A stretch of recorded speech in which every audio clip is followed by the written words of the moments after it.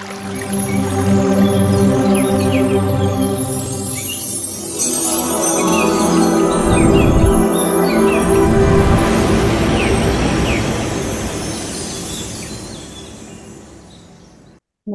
दोस्तों।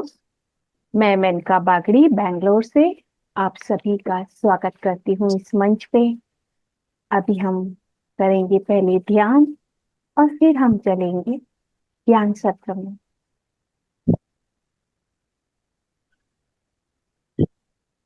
अपनी पुस्तक भगवत गीता के साथ बैठे ध्यान करने के लिए भी ध्यान और अधिक गहरा होगा और भगवत गीता भी उसके बाद में अधिक समझ में आएगी।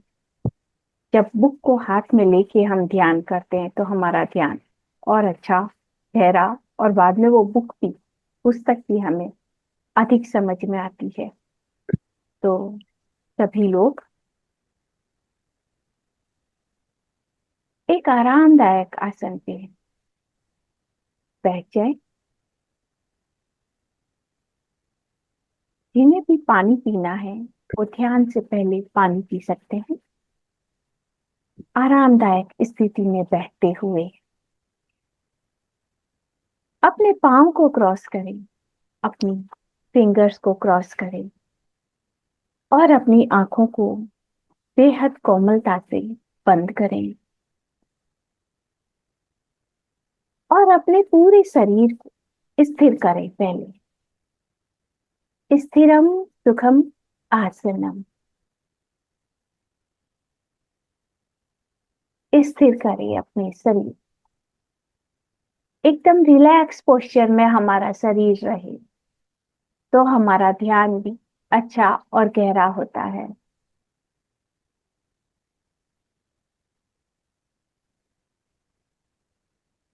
और शांत होने के लिए एक लंबी गहरी सांस लें और उसे धीरे धीरे मुंह से छोड़ दें।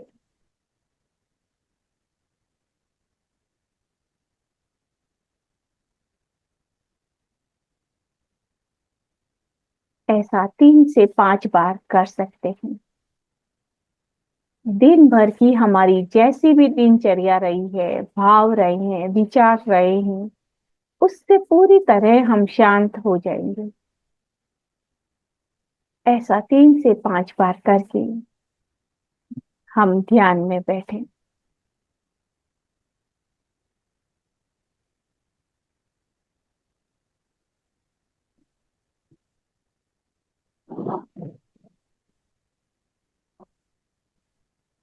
और अब अपनी रेगुलर सांसों को महसूस करें।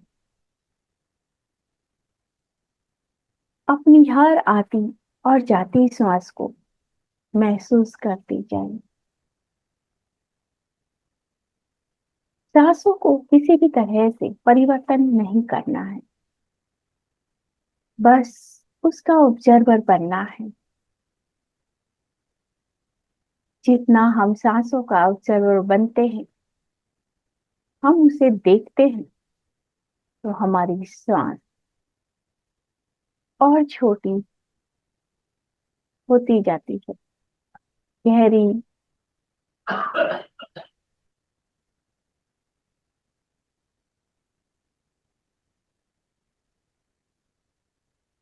और शांत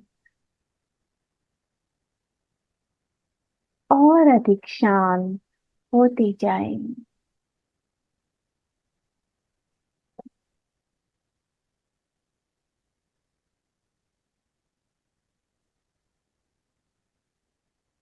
इतना शांत होए कि हमें किसी और चीज की अनुभूति ही ना हो।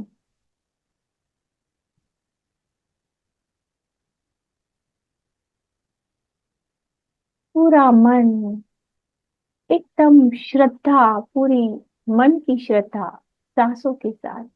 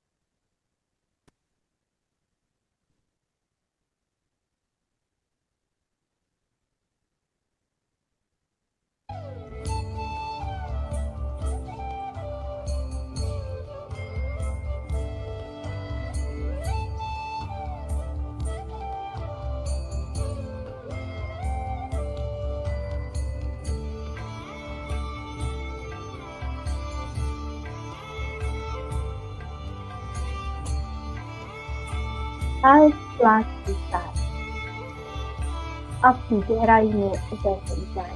योग में स्टेज होते हैं।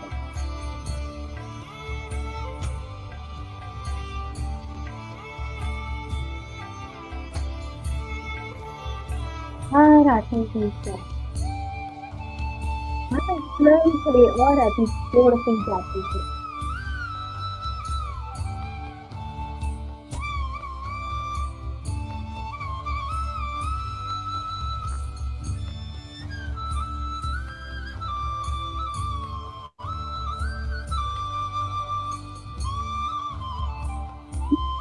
सांसों के साथ रहेंगे उतने ही हमारी विचार कम होते जाएंगे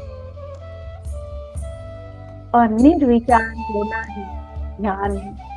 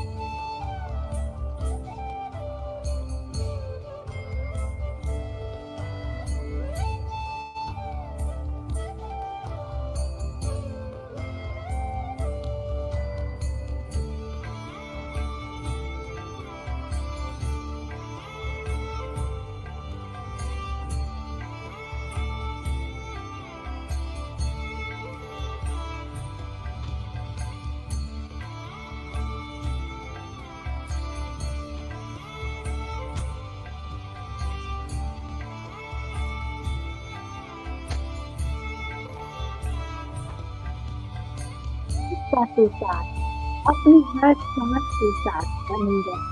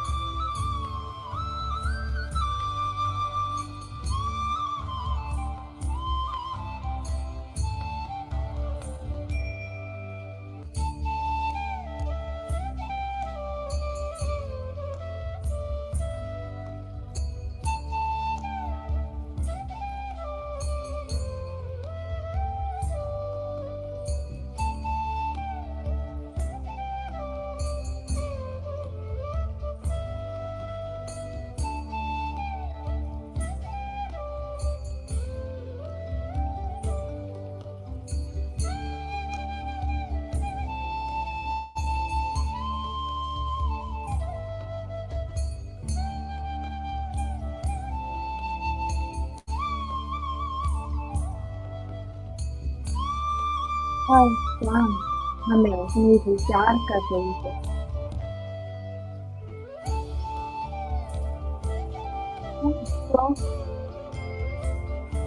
ऑब्जर्वर बन जाए।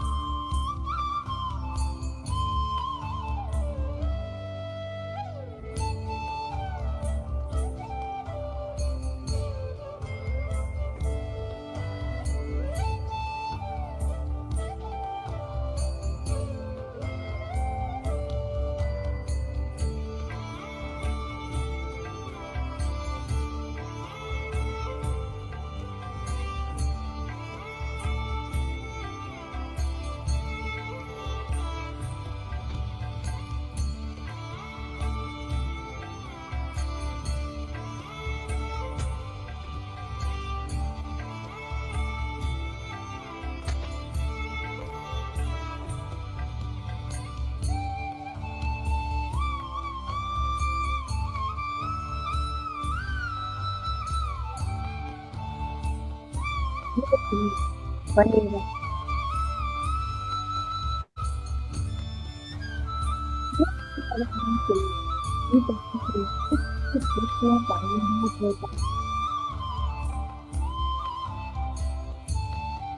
लोग साधना निरंतर करें, इसलिए भी हम योग में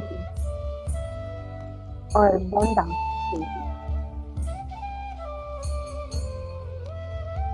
निरंतर योग में उतरते जाए। ये योग शास्त्र भगवत गीता योग अपना स्वयं से स्वयं का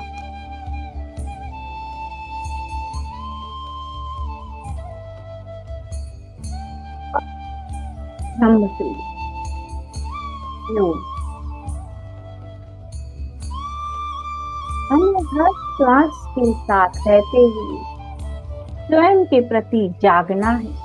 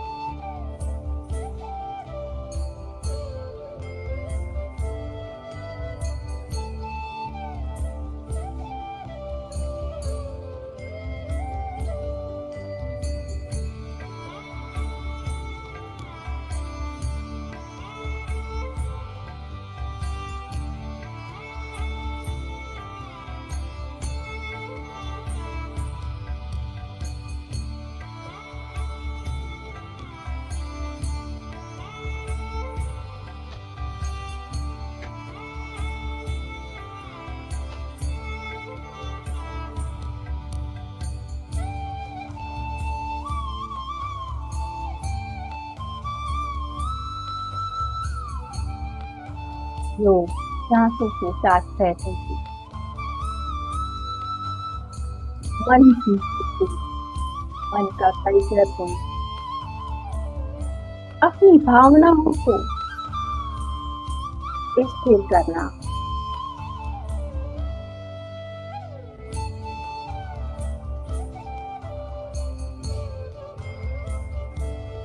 और अपने कारण को जानना। इसलिए प्रतिदिन ध्यान में स्वयं से सवाल करें, मैं कौन हूँ?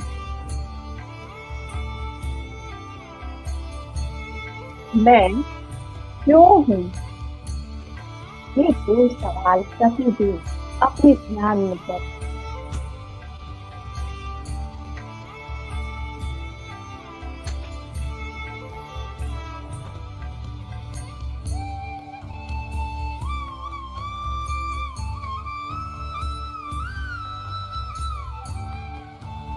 और सवाल के बाद में शांति से अपनी सांसों को महसूस करते हैं।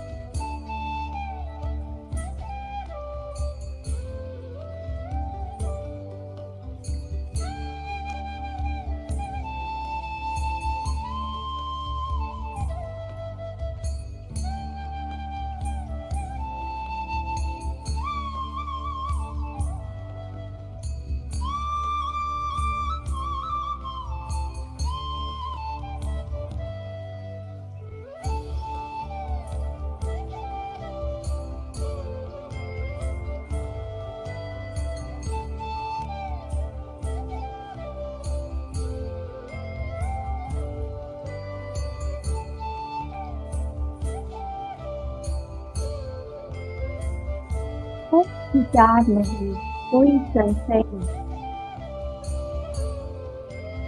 नहीं चाहिए। हर श्वास को महसूस कर।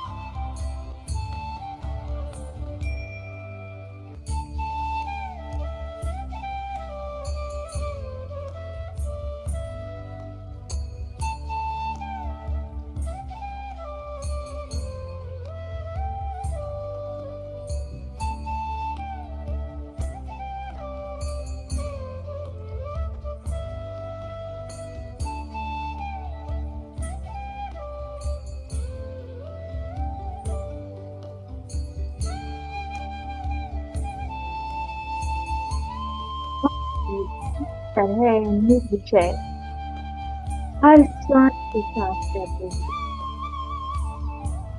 निर्विषयम मनः।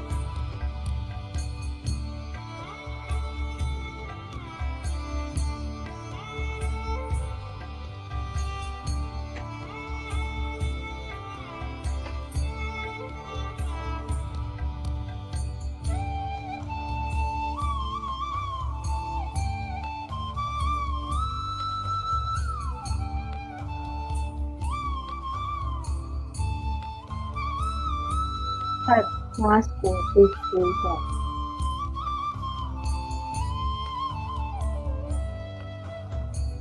जो विचार आने की और विचार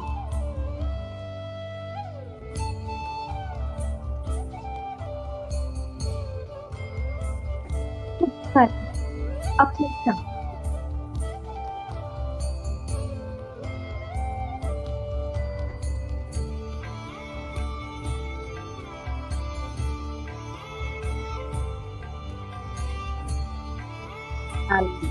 निर्विषय मना ज्ञान के द्वारा हम अपने मन को पूरी तरह विषय मुक्त कर सकते हैं।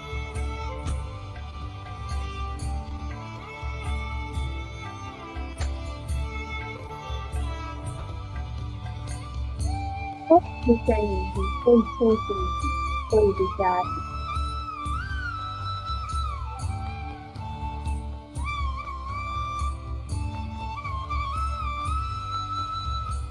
आखिरी 2 मिनटों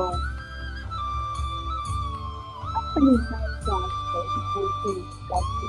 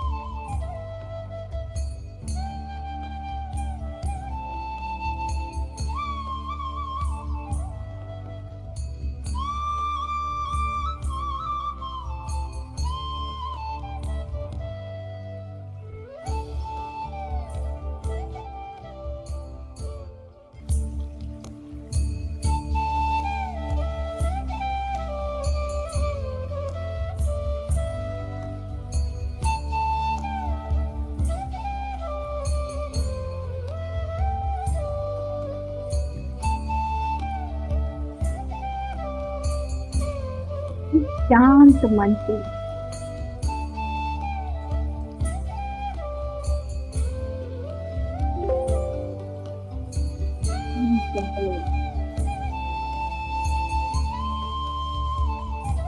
स्वयं को जाने।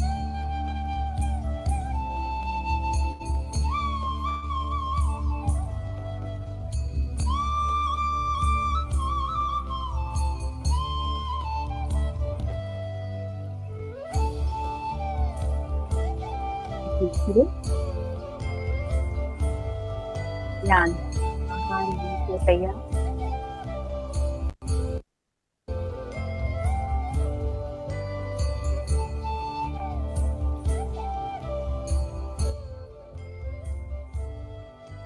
अपने आसपास के वातावरण के प्रति सजग बने।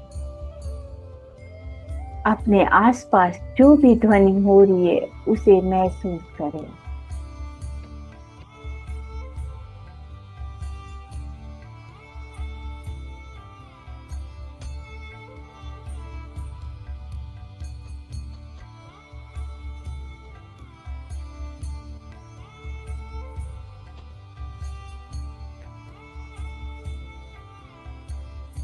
अपने आसन के प्रति सजग बने।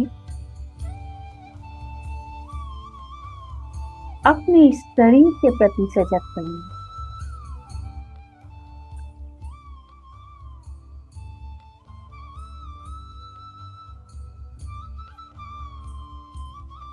अपने हाथ और पैर के प्रति सजग होते हुए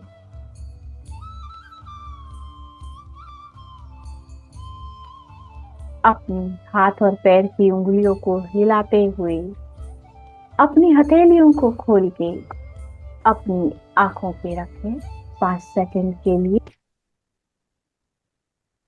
5, 4, 3, 2, 1। अपने चेहरे को सहलाते हुए बड़े प्यार से मुस्कुराते हुए अपनी आंखों को खोलें और ग्रेटिट्यूड करें। उस सर्वव्यापी भगवत चेतना को। ग्रेटिट्यूड करें अपने पेरेंट्स को, अपने गुरुजन को, अप ग्रुप के सभी साथियों के प्रति ग्रेटिट्यूड का भाव।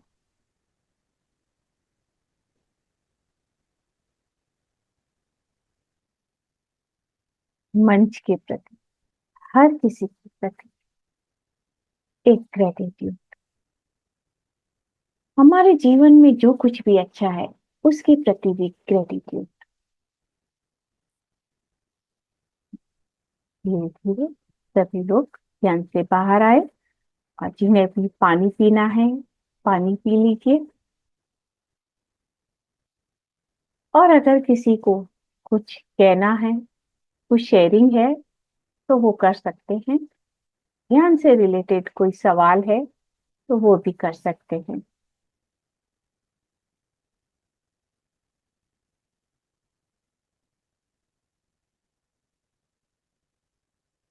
अपना हैंड रेस करें, और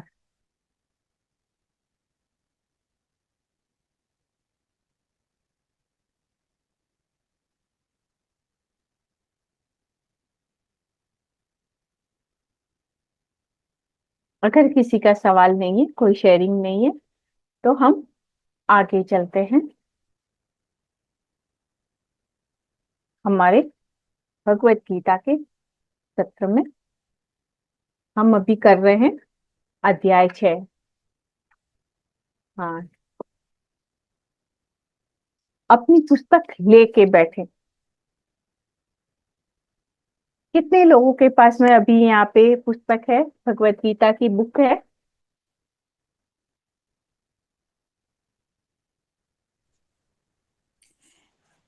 मैम मेरे पास ना हिंदी में है बुक। हाँ, कोई बात नहीं, बुक है ना। हाँ, बस खाली वो मतलब कि हिंदी में जैसे व्याख्या नहीं दी होती है, हाँ ऐसे श्लोक नहीं है। हाँ, नहीं, वो नहीं चलेगी। हाँ जी। पत्री जी की भगवत गीता आप लीजिए, बहुत सुंदर है। मैंने भगवत गीता डॉक्टर एस रंजन से पढ़ना सीखा है, और वो जैसे पढ़ाते थे कि हमें केवल बुक ही अपने पास में और श्लोक को ही पढ़ना होता था, व्याख्या पढ़नी नहीं होती थी। श्लोक को समझें, उसके शब्दों के मीनिंग को समझें, और फिर मीनिंग, भावार्थ को निकालना है, तो हम और अधिक गहराई में उसे समझ पाते हैं। भगवत गीता पे इतनी व्याख्या हुई है, कितने लोगों ने अपनी अपनी तरीके से व्याख्या की है। तो हर किसी ने उसमें अपने भाव लिखे हैं, उस समय के अनुसार, उस समय के विचारों के अनुसार उसमें व्याख्या रही है। तो इसके लिए बेटर है हम श्लोक को अधिक पढ़ें, और अपने ध्यान को गहरा करने के लिए और अच्छा करने के लिए पत्री जी की बुक बहुत अच्छी है। और सभी लैंग्वेज में, आपको जो लैंग्वेज में चाहिए उस लैंग्वेज में पत्री जी की ये भगवत गीता उपलब्ध है। इंग्लिश में भी है, हिंदी में भी है, और बहुत अलग अलग लैंग्वेज में है। इस बुक को आप मंगाएं और इसके साथ बैठ के पढ़ें। मीनिंग पे ज्यादा फोकस ना करें, मीनिंग खुद से निकालें, तो आप में वो भगवत गीता और अधिक गहराई से उतरेगी। तो आज पहले, अगर अभी हमने अध्याय 6 के कुछ मेन श्लोक्स किए हैं, अगर उसमें से अगर किसी को कुछ पहले पूछना है तो वो पूछ सकते हैं, नहीं तो हम एक छोटा रिवीजन और कर लेते हैं। या जो नहीं भी किए हैं, कुछ भी सवाल है अध्याय 6 से रिलेटेड, तो वो कर सकते हैं।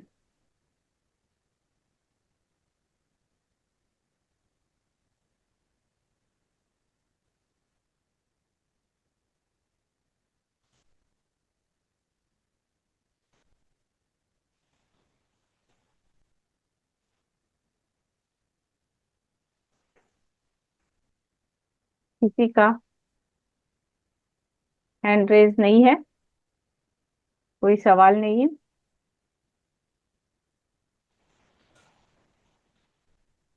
भगवत गीता का प्रतिदिन, ज्यादा नहीं, केवल 2 श्लोक अध्ययन करें।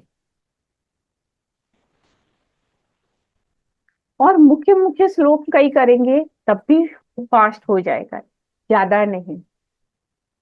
यहाँ मैंने भी ज्यादा नहीं लिया है, मुझे नहीं पता था यहाँ पे कैसा, इस प्लेटफॉर्म पे कैसा चाहिए, तो मैंने भी कुछ मेन श्लोक ही यहाँ पे लिए हैं।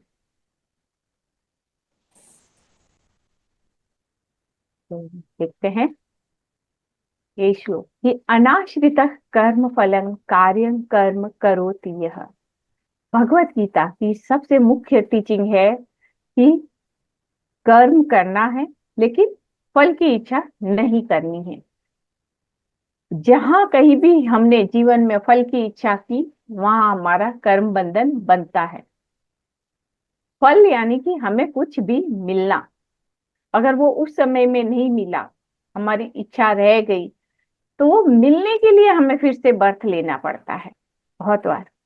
उस जन्म में अगर पूरी हुई तो ठीक है, अगर नहीं हुई तो मिलने के लिए हमें, कि हमें कर्म फल मिले, वो भी हमारा एक बर्थ का बंधन बन जाता है। इसके लिए भगवान कहते हैं कर्म फल पे बिल्कुल भी आश्रित ना हो। जो लोग अपने मोक्ष की पाना चाहते हैं, मुक्त होना चाहते हैं जीवन मृत्यु से, तो कर्म फल की इच्छा को सबसे पहले छोड़ें। कार्यं कर्म करोति यः, लेकिन कार्य नहीं छोड़ना है। ऐसा नहीं है कि हम कर्म फल की इच्छा नहीं है तो हम कार्य छोड़ दें। नियत कर्म जो हमारे हैं वो हमें हमेशा करते रहना है। स सन्यासी च योगी च, वास्तविक रूप में सन्यासी भी वही है और योगी भी वही है। न कि जो अग्नि का त्याग करता है और अन्य क्रियाओं का त्याग कर देता है, अपने कर्तव्य कर्म का त्याग कर देता है, वो वाकई में सन्यासी नहीं है, ना ही वो योगी है। जो योगी, सन्यास यानी कि कर्म फल को छोड़ देना, वो सन्यास हो गया। और जब कर्म फल को छोड़ देते हैं तो फिर हम स्वयं से जुड़ते हैं, इसलिए योगी कहा गया है। जितना हम स्वयं से जुड़ते जाएंगे, हमें आत्मज्ञान मिलता जाएगा। कर्म फल को छोड़ दिया तो हमारा मन शांत हो जाता है और वो योग की तरफ लेके जाता है। इसको अगर हम जितना विश्लेषण कर सकते हैं उतना हम समझ सकते हैं और गहराई में इसमें उतर सकते हैं कि अनाश्रित, ये एक शब्द ही बहुत महत्वपूर्ण है। आश्रित हम कहते हैं, अलग अलग तरीके से हम आश्रित रहते हैं। अगर हम अपने जीवन में बहुत सूक्ष्म रूप में भी देखते हैं तो हम 1 मिनट के लिए भी खाली नहीं बैठते हैं, हमारे माइंड को एवरी टाइम कुछ ना कुछ चाहिए, तो वो भी एक आश्रित है। उसे कुछ सोचने को, कुछ समझने को, कुछ करने को चाहिए, वो कहीं ना कहीं आश्रित है। अपने आप को अनाश्रित बनाएं।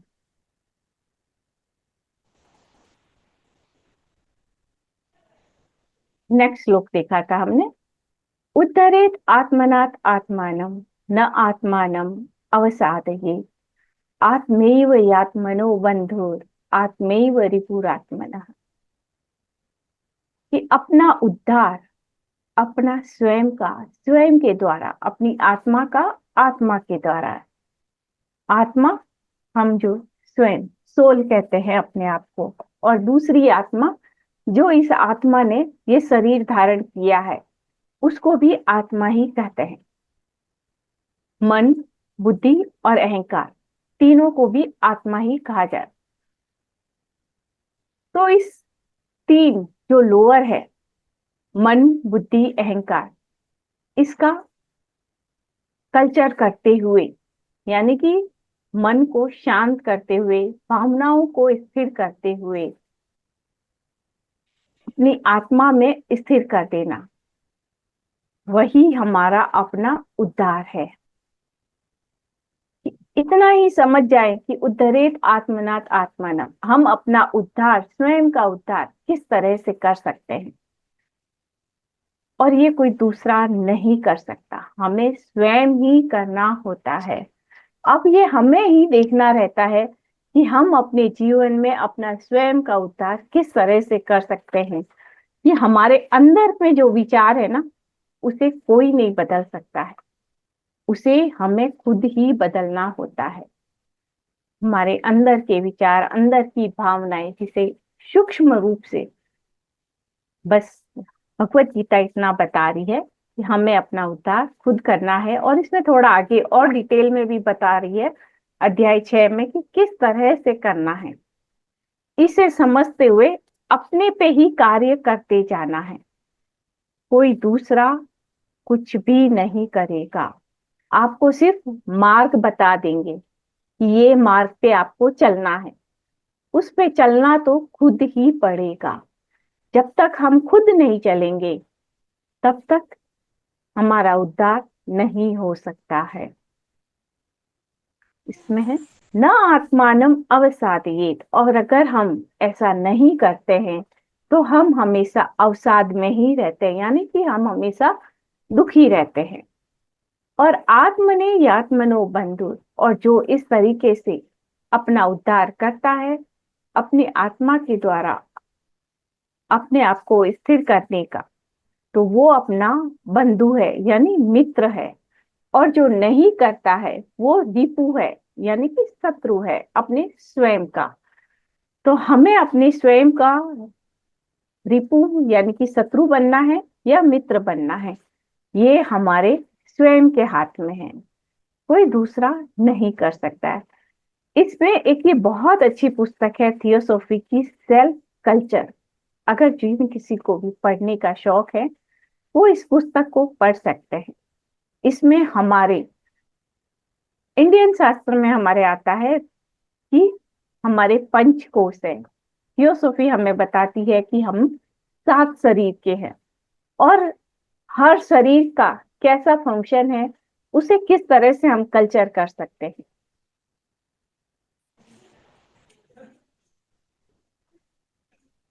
उसे उस ये इस पुस्तक का नाम है सेल्फ कल्चर। अपने आप को हम किस तरह से कल्चर कर सकते हैं, अपने हर शरीर को समझते हुए, हर शरीर के फंक्शन को समझते हुए कि वो किस तरह से कार्य करता है, और उसे किस तरह से हम कल्चर भी कर सकते हैं, व्यवस्थित कर सकते हैं। इस बुक को अगर कोई पढ़ना चाहे तो इसका नाम लिख के पढ़ सकते हैं, लेकिन मैम हिंदी में भी अवेलेबल है? हाँ, ये हिंदी में भी है। हिंदी में इसका नाम आत्म साधना है।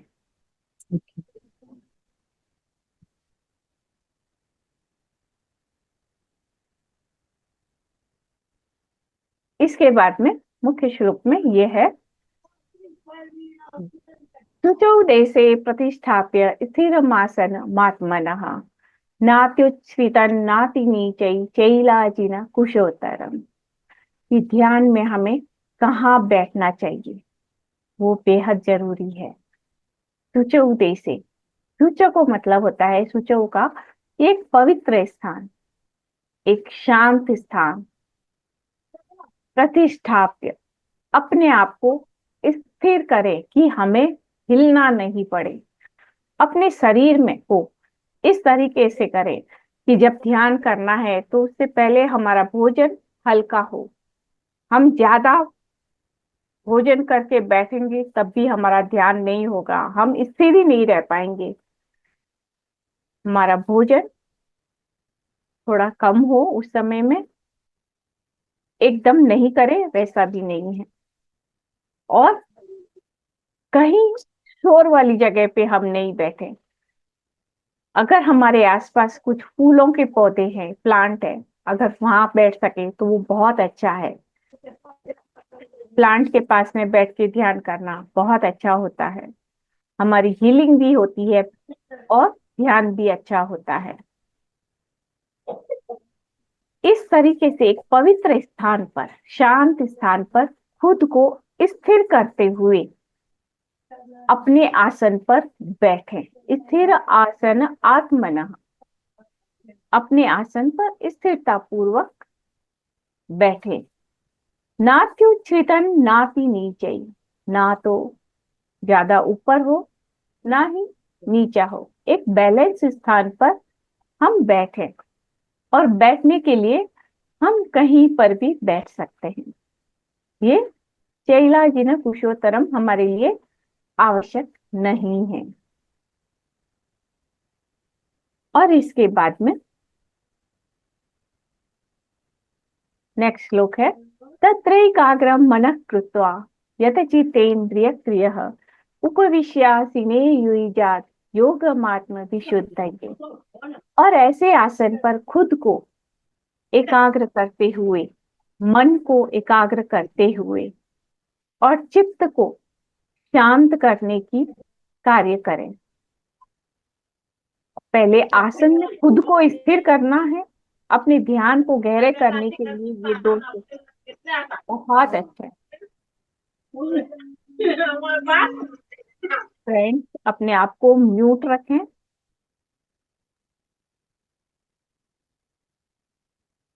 ये उस स्थान पर खुद को पहले अपने शरीर को स्थिर करें और उसके बाद में मन को स्थिर करें। हम अपने सेंसेस तो बंद कर लेते हैं, आंखें बंद, है ना, कर्मेंद्रिया और इंद्रिया, हाथों को भी लॉक कर लेते हैं, पांव को भी लॉक कर लेते हैं।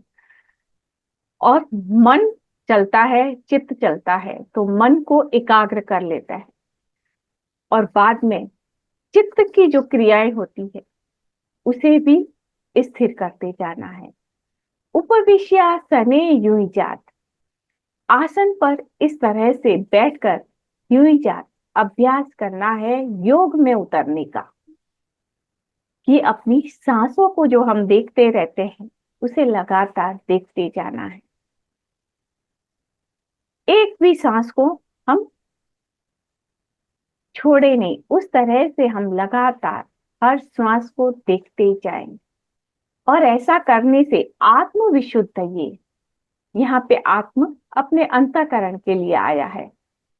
तो जब हम अपनी सांसों को लगातार देखते हैं तो हमारे विचार कम होते जाते हैं।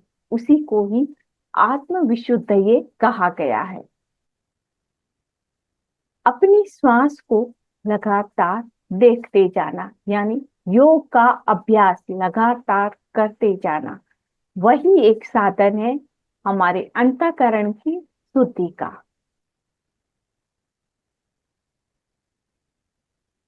उसके बाद में एक श्लोक, कि समम काय शिरो ग्रीवम धारयन् न चलम स्थिरः संप्रेक्ष्य नासिकाग्रं स्व दिशा च अनवलोकयत्। और उसके बाद में समम काय शिरो ग्रीवम, धैर्यता पूर्वक अपनी शरीर, गर्दन और सिर को एक समान रखें, कि वो ज्यादा चंचलता उसमें न रहे, पूरी तरह से वो स्थिर रहे। लगातार सांसों पे हम ध्यान रखते हैं। अगर कहीं भटक भी जाता है तो शांति पूर्वक फिर से उसे महसूस करें और अपने स्व के स्व दिशा च अनवलोकय, अपने स्व में ही स्थित रहें। किसी भी बाहर का ध्यान कहीं पे भी जाता है लेके आए, और जहां तक कोशिश करें जाए ही नहीं हमारा ध्यान बाहर। इसके लिए होता है कि हम पहले वैगस ब्रीथिंग करते हैं 3 से 5 बार। उससे हमारा मन बहुत जल्दी शांत हो जाता है। तो संप्रेक्ष्य नासिकाग्र, पत्र जी हमेशा कहते थे अपनी नासिका के अग्रभाग को देखते रहना चाहिए। अपनी आंखों की जो दोनों बॉल्स है उसको स्थिर कर लेना, तो मन भी स्थिर रहेगा। तो समम काय शिरोग्रीवन, इसका सेकंड मीनिंग है कि हम बोलने का क्रिया जो करते हैं, जैसा हम किसी को बोलते हैं वैसा हम करें, जैसा हम सोचते हैं वैसा ही हम बोलें और वैसा ही हम करें। और जितना हम करते हैं उतना ही हम बोलें, ज्यादा उससे बढ़ा के हम ना बोलें, ताकि हमारे विचार स्थिर रहेंगे, हमारा मन भटकेगा नहीं। तो समम काय शिरोग्रीवम, अपने आप में पूरी तरीके से समता में रहना, अपने बोलने में, अपने करने में और चलने में, कार्य करने में, बोलने में और सोचने में, तीनों में सम रहना, ताकि हमारा मन चंचलता नहीं लेगा।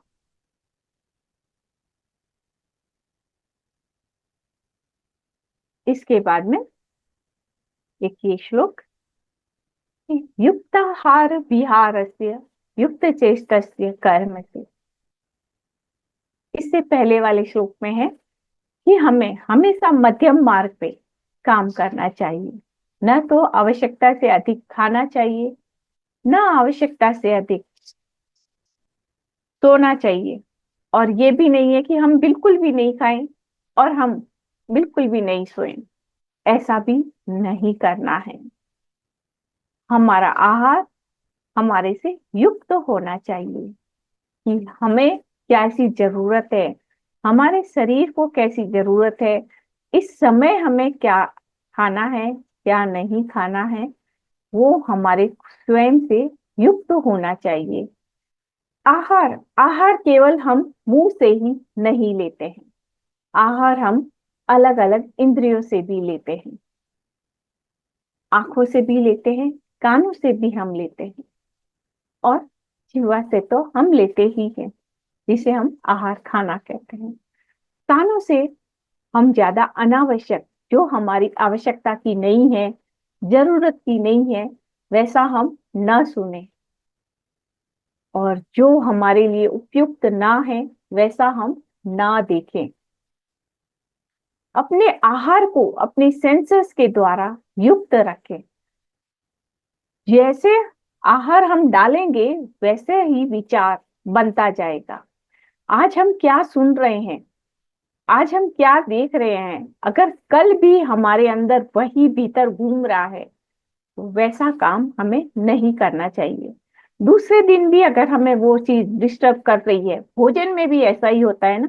अगर युक्त नहीं किया, आज स्वाद है और स्वाद में हमने ज्यादा खा लिया, तो उसके बाद में हमें उसका परिणाम मिलता है, आवश्यकता से अधिक खाया तो।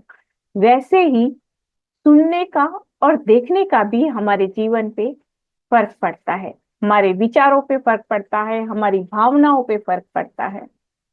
तो युक्त आहार जो है केवल अपने मुंह का नहीं है, हमारे और सेंसेस का भी है। तो उसको युक्त बनाए, यौगिक बनाए, जो हमारी अध्यात्म यात्रा के लिए उपयुक्त है, वही आहार यौगिक है, हमारे से स्वयं से जुड़ा है। अपनी अध्यात्म यात्रा को निरंतर आगे बढ़ाने के लिए युक्त आहार को जीवन में अपनाएं। और युक्त विहारस्य, विहारस्य में भी फिर वैसा ही आता है कि हम क्या बोलते हैं, कैसा बोलते हैं। अगर किसी को आज आपने अच्छे से बिहेव नहीं किया, कुछ ऐसे शब्द बोले गुस्से में, तो वो आप पे ही बाद में इफेक्ट आता है। बाहर तो होता ही है, अपने भीतर भी होता है उसका इफेक्ट। वो हमारे भीतर भी कहीं ना कहीं वो विचार बन जाता है और एक ब्लॉकेज भी बनता है।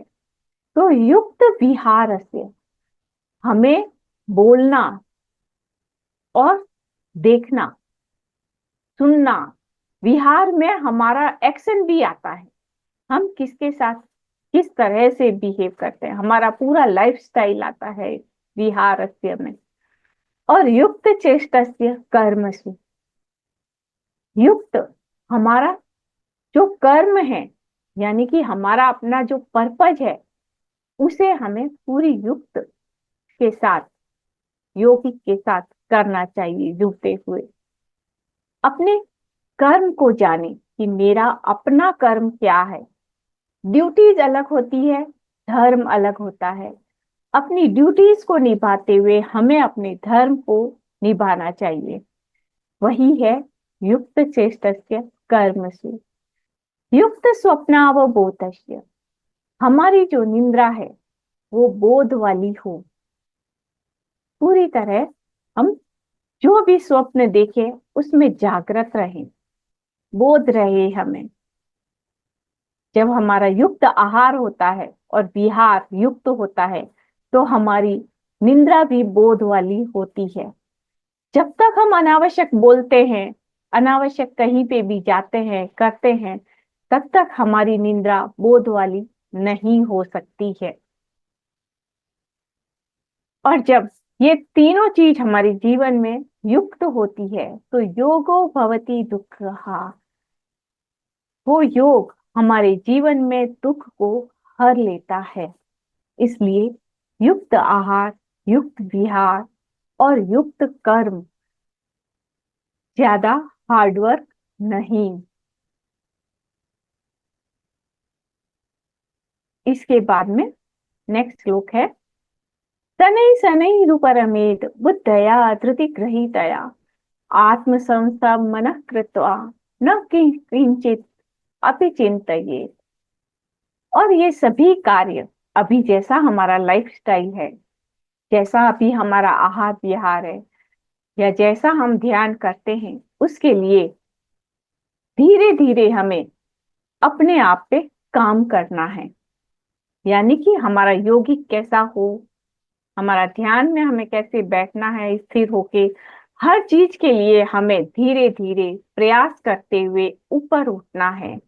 बुद्धया धृति ग्रहीतया, अपने बुद्धि से, बुद्धि यानी हमारे अंदर क्या परिवर्तन है, क्या चाहते हैं, खुद को ही समझना चाहिए। और उसके लिए है कि भगवत गीता के श्लोकों का निरंतर अध्ययन करें, प्रतिदिन 2 श्लोक का ही अध्ययन करें, ज्यादा नहीं, और उसे पूरी तरह से समझें कि इसमें क्या कहा गया है, और अपनी ही बुद्धि से समझें कि मुझे इसमें अपने जीवन में इसके द्वारा क्या परिवर्तन करना है। और पूरी धृति गृहीतया, पूरी धैर्यता पूर्वक इसे अपने जीवन में उतारना है। जब तक हम धैर्यता पूर्वक इसे अपने जीवन में नहीं उतारेंगे तब तक हम ऊपर नहीं उठेंगे। धीरे धीरे करना है ये कार्य, हड़बड़ी नहीं करनी है। आत्म संयम मनः कृत्वा, अपनी आत्मा में मन को स्थिर करते हुए, न किंचित अपि चिंतयेत्, ये आत्मा में मन को स्थिर करना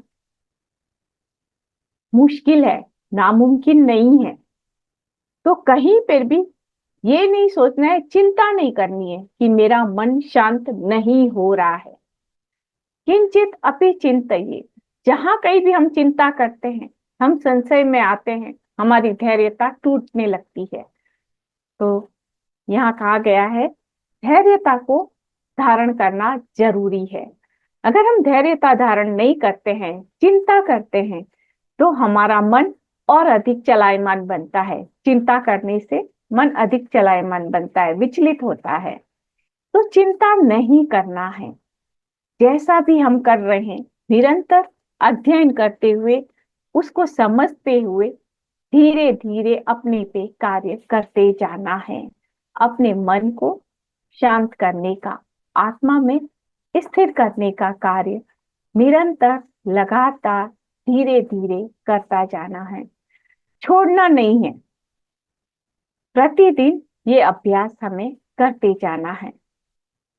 नेक्स्ट श्लोक है, यतो यतो निश्चरति मनश्चंचलं स्थिरं ततस्ततो नियम्य ये तद आत्मन्येव वशं नयेत्। कि जैसे जैसे, जहां जहां, यतो यतो, जहां जहां, निश्चरति, हमारा मन ये चलता जाता है, जो कि चंचल है, अस्थिर है, हमेशा अपने मन को देखते रहें। मन चंचल है, इधर उधर भागता है, तो जहां जहां हमारा ये चंचल मन अस्थिरता पूर्वक विचरण करता है, ततस ततो, वहां वहां से उसे स्थिरता पूर्वक, नियम यही यानी कि धैर्यता धीरजता से उसे अपने नियमित रूप में लाते रहना चाहिए। यहाँ पे नियम यही यानी कि उसे संयमित करते हुए, वहां वहां से संयमित करते हुए, समझाते हुए उसे अपने आत्मा में स्थिर करने का प्रयास करना चाहिए। ये आज हम यहाँ तक के श्लोक देखते हैं, क्योंकि यहाँ तक अगर हमारा ध्यान अच्छा गहरा होता है, समझ आती है ये बात, तब हमें आगे भी बढ़ना चाहिए। तो यहाँ तक के जो श्लोक देखे हैं हमने, उससे रिलेटेड अगर किसी को भी कोई सवाल है तो वो आप कर सकते हैं।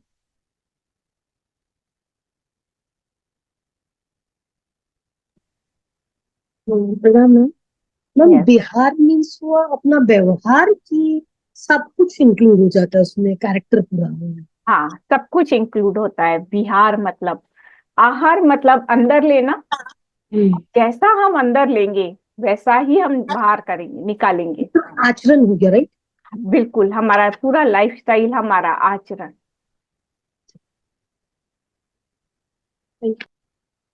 यस।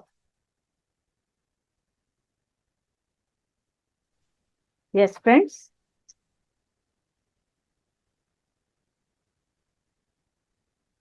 किसी और का भी कोई शेयरिंग है, कोई सवाल है?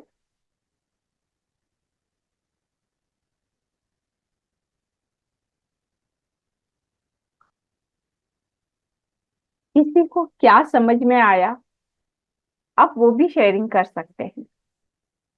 आप बोलेंगे तो आपके जीवन में वो पक्का हो जाएगा।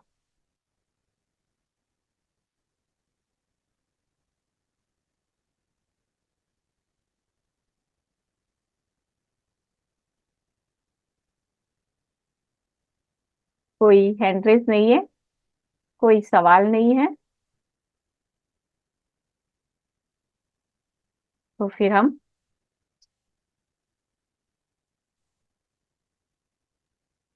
यस अरुंधति जी। नमस्ते मैम। नमस्ते।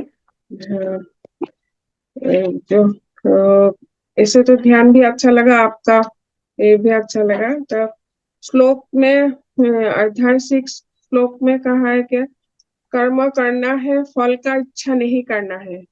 हाँ, फल को, हाँ, फल का इच्छा करेगा तो हम लोग भटक जाएगा। बिल्कुल। हाँ, इसलिए कर्म कर जाना चाहिए। और one who not depending on the result, वो बोला है इंग्लिश में। यस। हाँ, know depending on the fruits. खाने को इच्छा नहीं करना है तो मिलते जाएगा हम लोग को। और मन हम लोग को खाली नहीं रहता है, पूरा 1 मिनट का लिए भी खाली नहीं रहता है, चलता रहता है कुछ ना कुछ। उसको हम लोग ध्यान का अभ्यास से छुड़ाना है। तो बिल्कुल। हाँ हाँ। और खुद को हेल्प करना है तो खुद को कैसे हेल्प करेगा हम लोग को? तो जो ध्यान है, ध्यान से करना होगा। तो ध्यान हाँ, का लिए, हाँ ध्यान से और स्वाध्याय से, दोनों से हाँ, हम होता। लोग, हाँ, खुद को हेल्प करना है। बिल्कुल। और हाँ, जो स्लोली होगा। और ग्रेटिट्यूड का बारे में भी बोला है। तो देने होगा, खुद को देने से दूसरों को हम लोग देने सकेगा। तो वही। नमस्ते मैम। नमस्ते। Thank thank you. Thank you. Yes Ratan Kumar जी।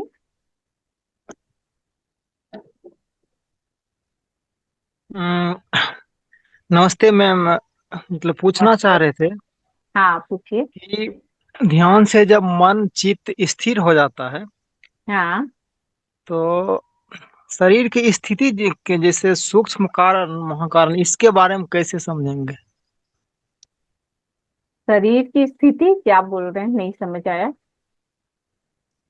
वह जो बोला जाता है कि शरीर में सूक्ष्म शरीर कारण शरीर जो होता है उसके बारे में। हाँ, वो फिर मन और चित्त स्थिर होता है शून्यता में, फिर धीरे धीरे बोध भी होता है। जी मैम।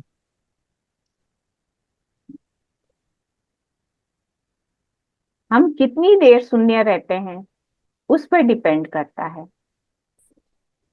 पहले पहले हम जी। सिर्फ शून्यता में जाते हैं, फिर लौट आते हैं।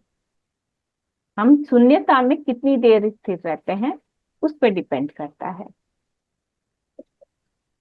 जी मैम। हम्म।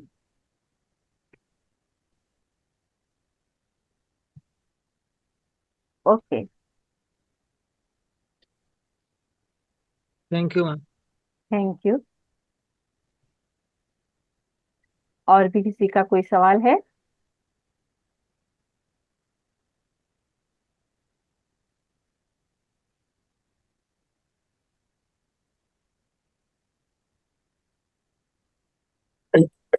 मैम आपने जो हिंदी की बोली ना आत्म साधना, बट वो तो हाँ, ओशो की आ रही है अमेजोन में, ऐसा दिखा रहा है, वही वाली है क्या? नहीं, आत्म साधना है। आई के टाइमिनी की लिखिए। आई के टाइमिनी उनके राइटर हैं। आई के टाइमिनी। हाँ,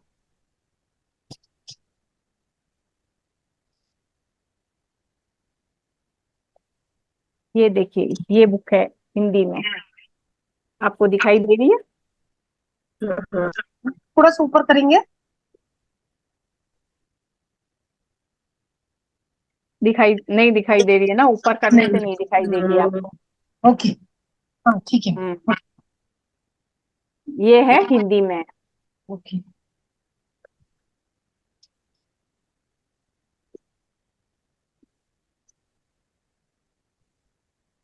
प्रणाम दीदी। हाँ, नमस्ते उषा जी। नमस्ते नमस्ते। मुझे दीदी जैसे कारण शरीर के बारे में बताइए। कारण शरीर के बारे में। जी कॉजल बॉडी। जी जी। हमारा कारण शरीर में हमारे जन्म का कारण होता है। आप क्या जानना चाहते हैं एक्चुअल में कारण शरीर के बारे में? कारण शरीर क्या होता है, उसका क्या मतलब कारण शरीर में क्या होता है, हम क्या जाने कारण शरीर। कारण शरीर में सबसे पहले होता है हमारे जन्म का कारण होते हैं, और हमारे पूर्व जन्म के संस्कार भी होते हैं। हमने क्या सीखा है पूर्व जन्मों में, क्या हमारे घटनाएं हैं, वो सारा कुछ कारण शरीर में रहता है हमारा। कारण शरीर जल्दी से डिजॉल्व नहीं होता है। कारण शरीर हमेशा बना रहता है जब तक उसे पूरी तरीके से, उसमें जितनी भी भावनाएं हैं वो खत्म नहीं हो जाती, जो विचार हैं, जो हमारे पुराने संस्कार हैं। इसीलिए बोलते हैं ना कि बिलीफ सिस्टम को छोड़ते जाओ, प्रैक्टिकल खुद से जानो, खुद से समझो। जब तक हम खुद से जानेंगे नहीं, समझेंगे नहीं, तो हमारे वो बिलीफ वाले सिस्टम है ना, कि जो हम अपने घर में बड़ों को देखते आ रहे हैं और हम भी वही करते जा रहे हैं, तो वैसा नहीं करना है। हमें अपने से खुद से समझना है कि ये मेरे लिए सही है, मेरे अध्यात्म उन्नति के लिए सही है, तो वो करना चाहिए, अन्यथा छोड़ देना चाहिए। कारण शरीर में हमारा, जब तक हम कारण शरीर तक जाग जाते हैं तो हमें अपने जीवन का उद्देश्य पता हो जाता है कि ये जीवन, ये जन्म हमने क्यों लिया है। और साथ ही साथ हमारे पुराने जितने भी जो जन्म लिए हैं, जो जैसे संस्कार रहे हैं, हमें उनका भी बोध होने लग जाता है। और जब बोध होता है तो वो हमारे इस जीवन में भी बैलेंस होने लग जाता है। जब तक किसी चीज का हमें बोध ही नहीं होगा तो हम उस पर काम कैसे करेंगे? तो वो उस बातों का हमें इस जीवन में बोध होने लग जाता है, और हम उस पे काम लगते हैं। ऐसा होता है कारण शरीर में।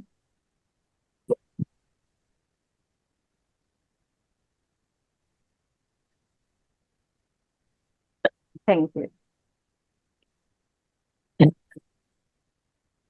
यस फ्रेंड्स, किसी और का कोई शेयरिंग है तो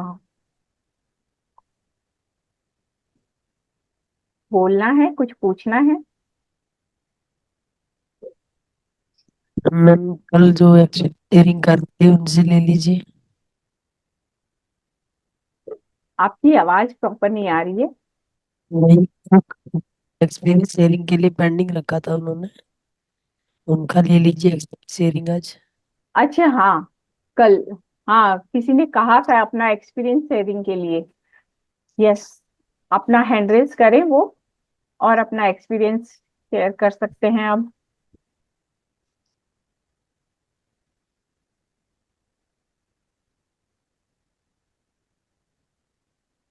कौन थे वो? अभी है ग्रुप में? कल मैं देख नहीं पाती मैम, आवाज ही सुनी थी उनकी मैंने। नहीं है आज, शायद अभी ग्रुप में नहीं है वो। नहीं है मैम। हाँ, अभी नहीं है। ओके। कल लास्ट में रह गया उनका लेना। यस। हाँ।